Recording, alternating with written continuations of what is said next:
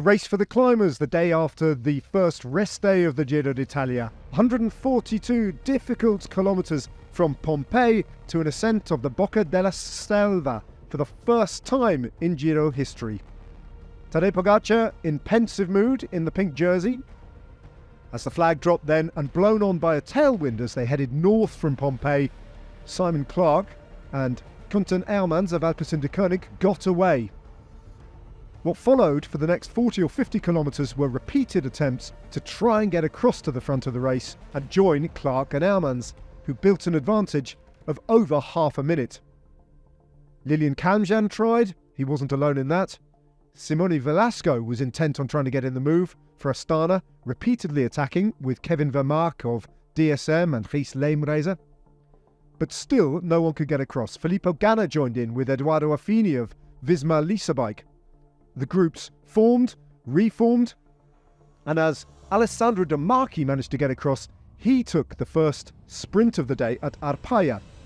But behind him, Caden Groves picked up points in the Maglia Ciclamino competition. Eventually, another group did get across, and when they hit the first categorised climb of the day to Camposauro, Luke Platt, the Australian national champion, was in trouble. 27 riders then off the front, being driven on by Julien Alaphilippe, his presence in the breakaway once more.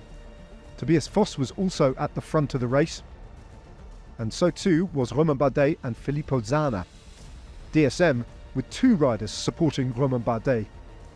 Over the top of the Cat 2 climb then, Simon Geschke of Cofidis picked up King of the Mountains points, present in the breakaway once more, and they hit the descent, holding on to a lead of 4 minutes or thereabouts.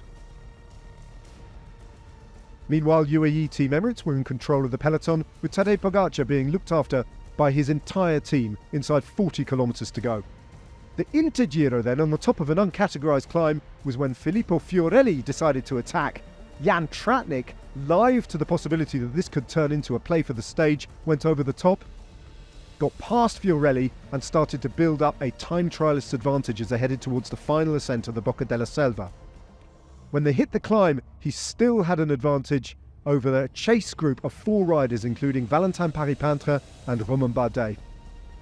That destroyed the breakaway, and as Alessandro De Marchi dropped back, Ineos Grenadiers briefly took up the pace setting before Bahrain Victorious took things up at the front of the group of favourites. Jan Tratnik built up an advantage of over 1 minute, but that was chipped away, and in the last kilometres of this long climb, Valentín Paret-Peintre attacked Romain Bardet, got across to Jan Tratnik and roared past him and towards a seemingly inevitable victory. Romain Bardet got on terms with Tratnik but could never get across to Valentín Paret-Peintre. The 23-year-old, yet to win any professional bike race, shaking his head in disbelief as he repeated the victory of his brother at the Giro d'Italia last year, who finished in the group behind. Valentín Paret-Peintre doing what his brother did and taking victory, a first win in his career.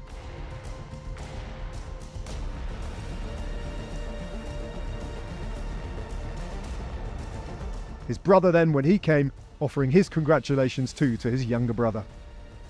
Disbelief then for Valentín Paret-Peintre, the winner of stage 10.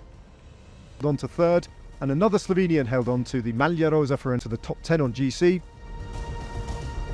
Tadej Pogacar still has a healthy lead, but Valentin Tebroux saw his advantage over Antonio Tiberi shrink to just